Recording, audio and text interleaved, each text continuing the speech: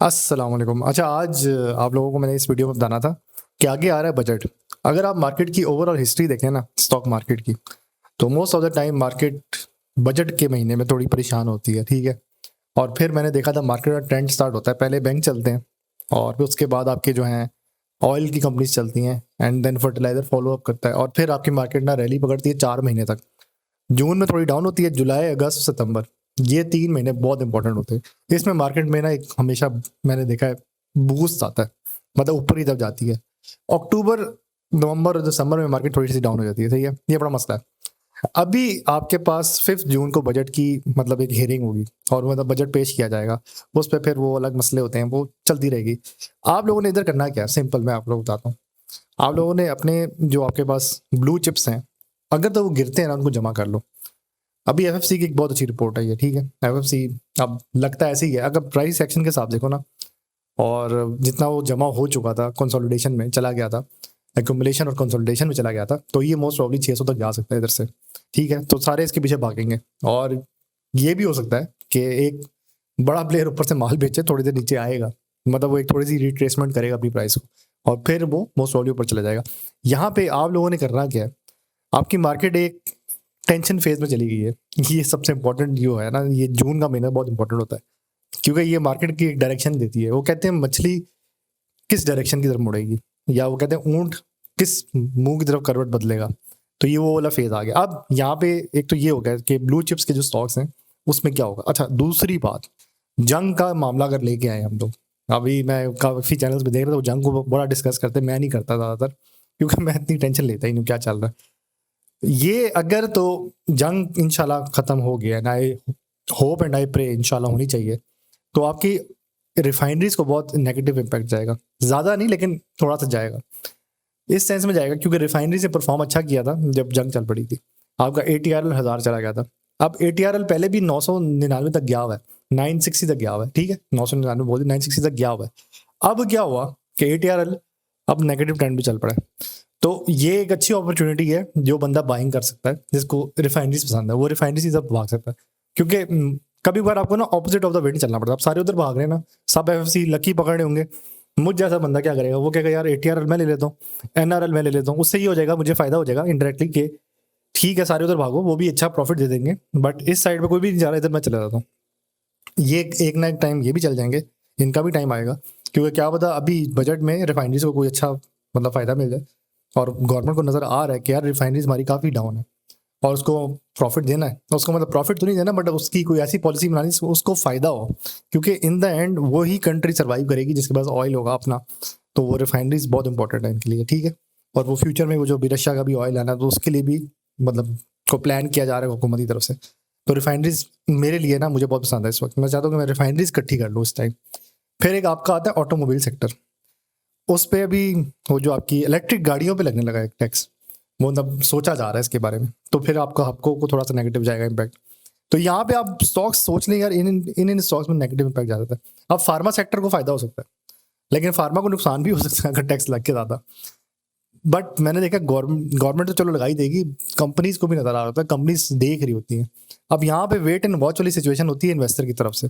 Investor बैठा सोच रहा होता है अब क्या। और वो जो स्पीच होगी ना 5 जून को, जो जुमे का दिन है, वो बहुत इंपॉर्टेंट स्पीच होगी। उसके बाद मंडे को फिर आपको लाल बत्ती भी मिल सकती है या ग्रीन बत्ती भी मिल सकती है, मतलब फॉरेन रिएक्शन भी होता है। अच्छा, यहाँ पे मैं दो और बात बताता हूँ। मार्केट हमेशा फॉरवर्ड लुकिंग होती है, उधर से देखते हैं हम लोग कि आगे क्या होगा। हम कभी ये नहीं कहते जी अभी अभी अभी क्या करना है। अभी तो चलो होता ही होता है, लेकिन हम हमेशा आगे का सोचते हैं, अगले 3 महीने आगे क्या प्लान करना है। तो जो अगले 3 महीने हैं ना, वो बहुत इंपॉर्टेंट होते हैं। तो ये यहाँ से डिसीजन होता है। ये बजट जो है ना, ये आज की वीडियो का जो टॉपिक है, बजट बहुत इंपॉर्टेंट होता है। ये तो चलो हो गया। दूसरा जो मैं हमेशा कहता हूँ, कुछ स्टॉक्स ऐसे हैं अभी भी, आप टेक्सटाइल को बहुत फायदा होना है, और वो टेक्सटाइल का ही स्टॉक है, वो है निषाद मिल्स लिमिटेड। ये 200 तक जा चुका है और ये एक्सपोर्ट करता है, तो ये बहुत डाउन है। इसका ही दूसरा भाई है निषाद चूनिया लिमिटेड, वो भी बहुत डाउन है, 40 से नीचे फिर रहा है और काफ़ी देर से 40 से नीचे जमा हो रहा है। तो ये स्टॉक्स मेरी तरफ से मुझे, अगर मैं रेकमेंड करूँ ना कुछ स्टॉक्स, तो ये दो स्टॉक्स मैं करूँगा। और अगर रिफाइनरीज में करूँगा एनआरएल, और मुझे एटीआरएल बड़ा पसंद है। पीआरएल भी एक स्टॉक है और उसकी डबल ईपीएस आई है, और मोस्ट प्रोबेबली अगर तो मार्केट ने अपना बुलिश ट्रेंड पकड़ लिया 180 और 190 तक फिर से गई भागी, अभी जो इसके लिए वो यूबीएल और एफएफसी को धक्का लगाना पड़ेगा, इनको 650 तक एफएफसी को लेके जाना पड़ेगा, यूबीएल को 500 तक लेके जाना पड़ेगा, फिर आपका जो इंडेक्स है 190 प्लस करेगा। बाकी स्टॉक्स भी हैं बट ये दो बहुत इंपॉर्टेंट है, और आपका 350 प्लस पे ओजीडीसी को करना पड़ेगा, फिर हम कहेंगे हाँ यार, और 700 पे माड़ी भी ले जाओ, 4 स्टॉक्स ले जाओ चलो, फिर आपका जो है ना ये जो है ये वाले स्टॉक्स भी चलेंगे, इसमें एनएमएल, एनसीएल, ये सारे चलेंगे। ठीक है, फार्मा के जो स्टॉक्स मुझे पसंद है वो मैंने आपको बता दिया था, गैलेक्सो और हेलॉन, ये काफ़ी डाउन है। 640 वाला मैंने रेट बताया हुआ आप लोगों को। एक और स्टॉक है एजीपी, जो मैंने अपने पोर्टफोलियो की वीडियो में मेंशन नहीं किया, वो मेरे पास पड़ा हुआ भी है, 180 तक बैठा हुआ है, 180 से 190, 176 पे जब आया था ना ओवरसोल्ड कंडीशन में आया था। अब ये टर्म याद कर लो, ओवरसोल्ड होती क्या है।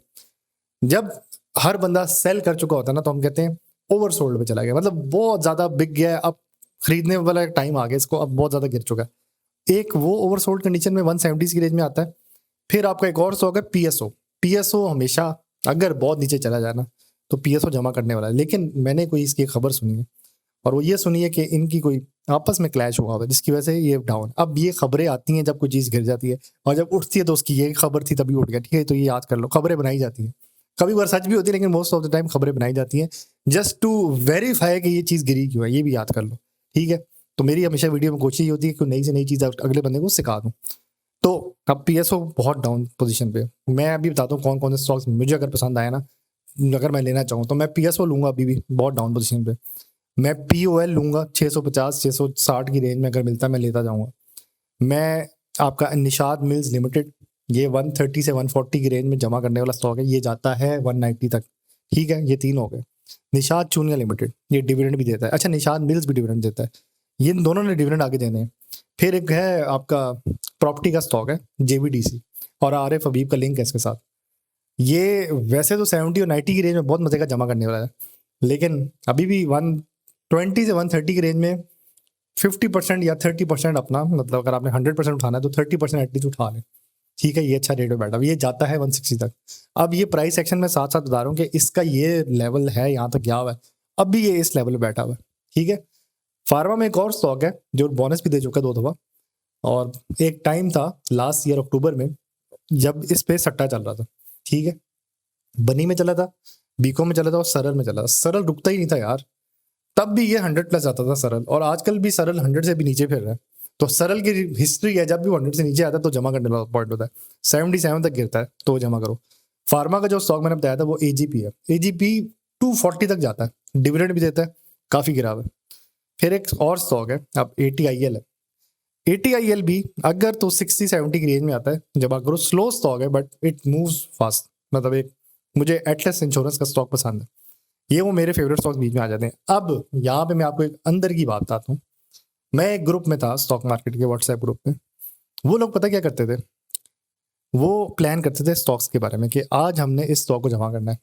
जब आपकी मार्केट का इंडेक्स 190 से गिरना शुरू हुआ था और गिरता गिरता 150 तक आ गया था, तो इन सब की नज़र थी एक स्टॉक पर, नाम मैं नहीं मेंशन करूंगा, ठीक है, पकड़ा जाऊंगा ठीक है, but the main thing what I see, वो 23 से गिरना शुरू हुआ था, एंड 20 के बाद ना उन्होंने जमा करना शुरू किया, और उनका जो मतलब मेन बंदा था ना वो फिर स्क्रीनशॉट भेजता था, मैंने इतना इतना जमा कर लिया।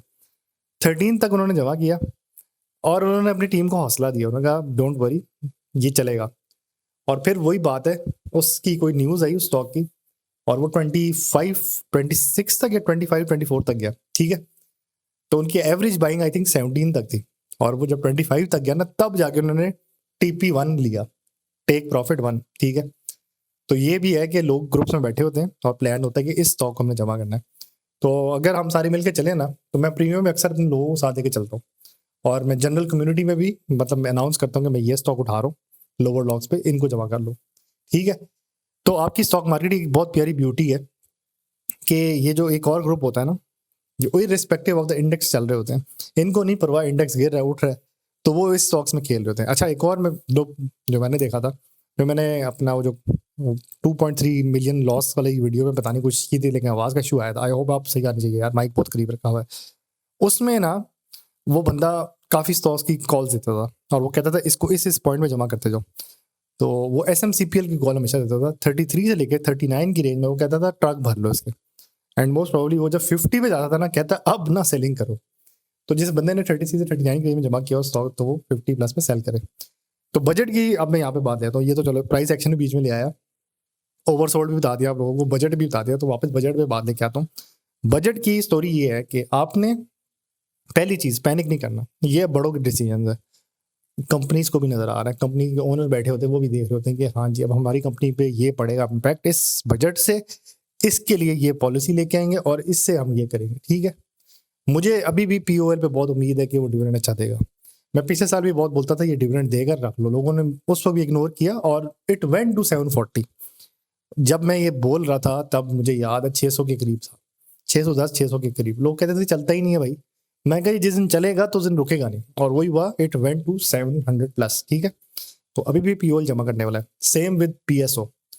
पीएसओ भी मतलब जैसी भी बजट की पॉलिसी आई, ऑयल अब सस्ता भी हो रहा है, लेकिन पीएसओ की मार्केटिंग कंपनी है, वो कोई ना कोई जुगाड़ कर लेगी और उसको सर्कुलर डेट की पेमेंट मिलनी है, तो वो बजट और वो सारा हिसाब देख के वो डिविडेंड देगी।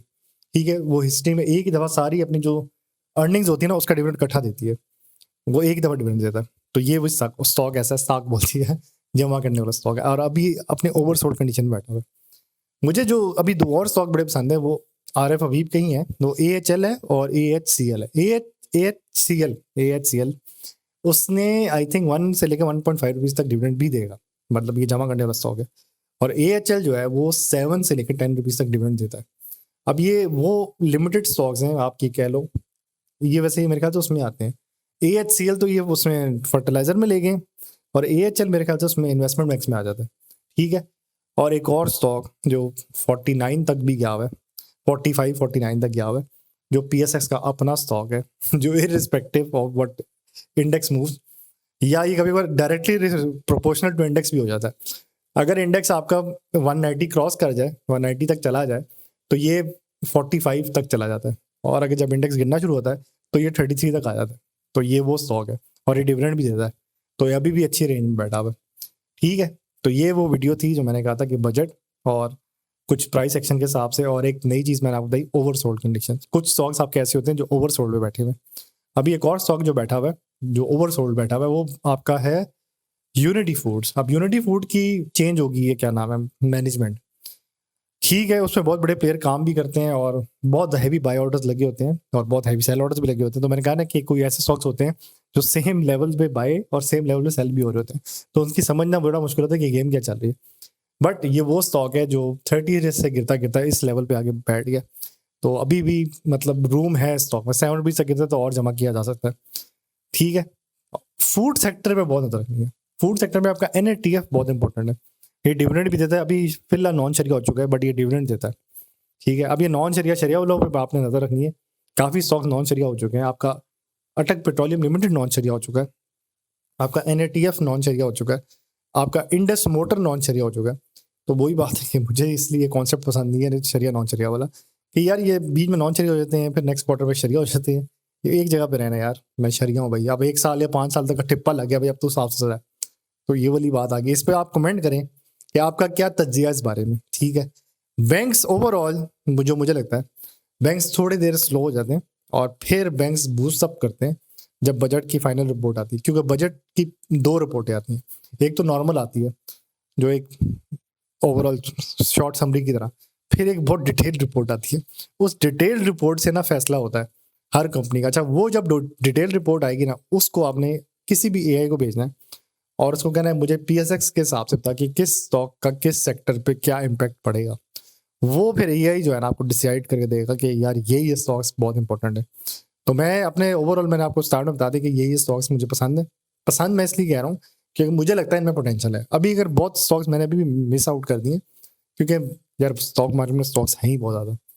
वो मुझे लोग कहते हैं जी आपने उसका नहीं मेंशन किया, आपने वो सिस्टम लिमिटेड नहीं बताते आप कभी, आप वो पीएकेडी नहीं बताते, पीएकेडी ने डिविडेंड भी देना आगे, आप वो टीआरजी नहीं बोलते जी। टीआरजी मुझे पसंद है, मैं बोलता हूँ कभी कभी हूँ, शॉर्ट्स में बोलता हूँ, बट टीआरजी में लोग फंसते हैं। तो लोग कहते हैं जी कोई स्टॉक कुछ चंगा जाए बोलो जी, कमेंट ऐसे आ जाते हैं कि यार ऐसे कुछ छुटकुले पकड़े आपने कोई अच्छा तो स्टॉक तो बताएं। तो इसलिए मैं हर स्टॉक के पीछे नहीं, मैं मतलब अगर मैं सारे स्टॉक बता दूंगा तो पूरी स्टॉक मार्केट ही मेंशन कर दूंगा, फिर वही बात है सारे पैसे स्टॉक मार्केट में डाल दो जी, हर स्टॉक 1000 क्वांटिटी करके जमा कर लो, वो मैं नहीं कर सकता। ठीक है, तो मैं लिमिटेड होता है कि आज के दिन मैंने 10 स्टॉक्स मेंशन करने। आई होप सो आप लोगों को वीडियो पसंद आई होगी। इंशाल्लाह मिलते हैं अगली वीडियो में। अल्लाह हाफिज़।